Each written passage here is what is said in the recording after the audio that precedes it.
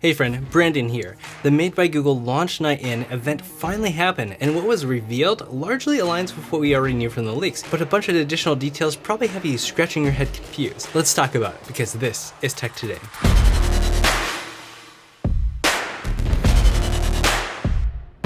This video is brought to you by channel sponsor Dbrand and their awesome skins to customize the look of your phone. Maybe you're not a fan of the sage green color and want something more interesting than black. I love their pastel skins, which look amazing on my Pixel 4a that I have here, but they have a bunch of other options to fit your taste. Get the color that Google didn't give you by clicking the link in the description. If you joined my watch party on Twitch, you know that I thought the Launch Night In event was an incredibly chill and subdued launch event that avoided a lot of hype and crazy surprises, which I think was the right choice. In many ways, this year's Google event felt more self-aware than in the past, and with a huge focus on more affordable devices, which is quite timely. Amongst all the great music and aesthetic that they had in their video, Google unveiled the Nest Audio, a new Chromecast, and the Pixel 4a 5G and the Pixel 5. Unfortunately, there wasn't a new Pixelbook or any surprise devices, but let's go over the devices that they did announce. Nest Audio is the logical successor for the first Google Home device. For a while, Google had largely focused on the extremes by releasing and updating a small Google Home Mini at a cost of $50, and honestly, more accurately, $20 or even free because they gave them out like candy, and it was on sale all the time. And then you have the huge and expensive Google Home Max at a whopping price of $300. And if I'm gonna be honest, the Google Home Max wasn't exactly a huge hit. It definitely sounded better than the other models, but it was also massive, expensive, and had an adaptive sound feature that I really couldn't hear a difference from. And unfortunately, it wasn't one of the better sounding speakers at that price point. I actually reviewed it back in the day, but needless to say,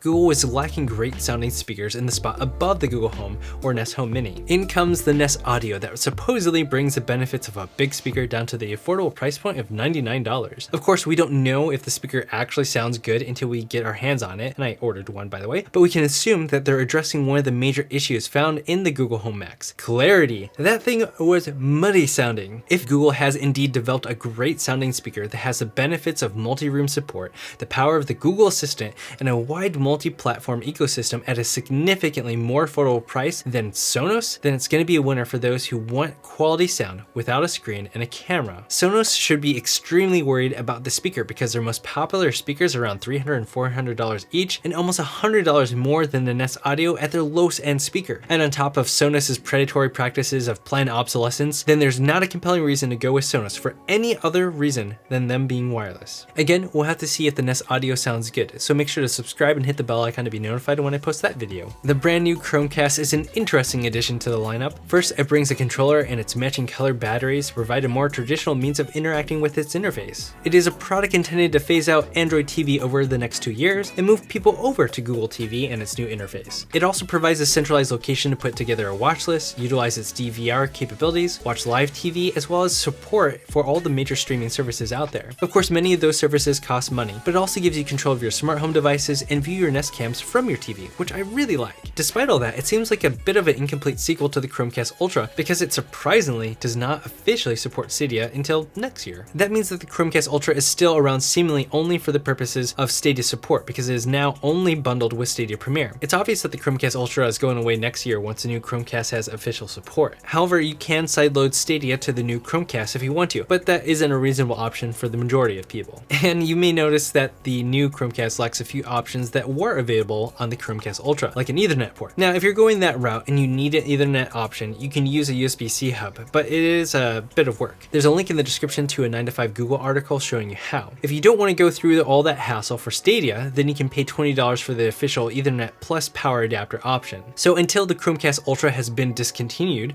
we have a bit of a cluttered Chromecast lineup with the budget Chromecast that does not have 4K at $30, the new Chromecast with 4K video and a controller at $50, and then the old Chromecast Ultra with 4K video that normally sold for $50 but can only be purchased with the Stadia Premiere package, which goes for $99 and comes with Ethernet support and Stadia controller. If Ethernet is indeed important to you and you buy the $20 Ethernet port plus power brick option for the new Chromecast, there's really only a $20 difference between the Stadia Premiere package that has the bonus of a controller, but at the loss of a remote, and most importantly, the loss of Google's attention right now, and likely support for the Chromecast Ultra in the near term. It's a mess. And that's unless you don't care about Stadia, which I know some of you don't. You hate it. Anyway, Anyways, there are members of the This Is Tech Today Discord chat server that have the new Chromecast, and they're answering questions about it. So there's a link down below in the description. Come join us. And then you have the new Google Pixel devices, the Pixel 4a 5G and the Pixel 5 with 5G. While some may posit that Google intentionally made their phones this year in response to COVID-19, the reality is that Google has had these device specs locked in since February or March at the latest. Really, Google has been smart to recognize the popularity of the Google Pixel 3a and to push into more affordable options, and it's clearly working out for them. I have so much more to say about that, but I'll save that for a future video. Now, if you've been following the Pixel leaks, you probably know about some of the background of Google's releases this year, and you know that they were hit really hard by COVID-19 and still haven't really recovered on the supply chain side, leading to significant delays of their phones and in turn a really confusing naming scheme. Instead of a Google Pixel 5 and 5 XL, we received a higher spec model of the Pixel 4a, which by the way launched on August 20th and for an incredible price of $349. So what we received is a Pixel 4a 5G for $499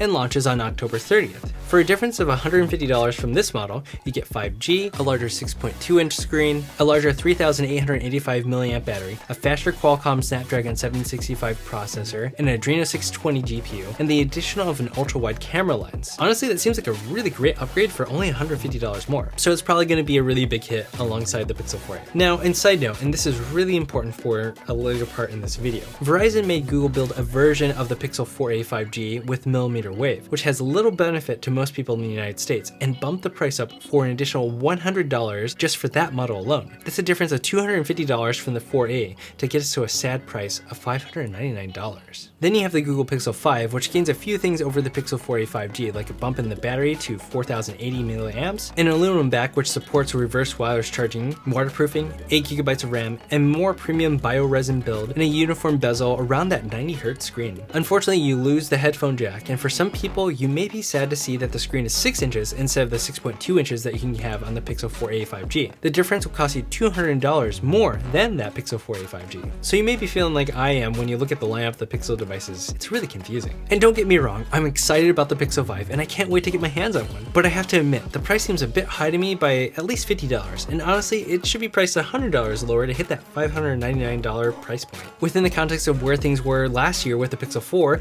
it was $799 at launch, so the Pixel 5 is only $100 decrease in price, and for that decrease in price, you lose the Solely Face Unlock, the squeeze function for the Google Assistant, a decrease in processor speed, potentially lower quality materials, and a lower resolution screen. But to be fair, you gain a way larger battery, which is a kind of a big issue with this phone, a better screen to body ratio, and double the base storage. We gotta stop this whole 64GB starting base storage thing. Apple. Now, it's really clear that Google has tried so hard to cut as many corners in areas that are not absolutely necessary on the Pixel 5, and that's to reach a lower price point, and yet it still feels like it's priced too high. That is likely because they caved to Verizon and included millimeter wave. If the price increase of the Pixel 4a 5G for Verizon is $100, we could logically infer that the Pixel 5 is priced $100 higher than it should be simply because of that. Does it make you as frustrated as it makes me?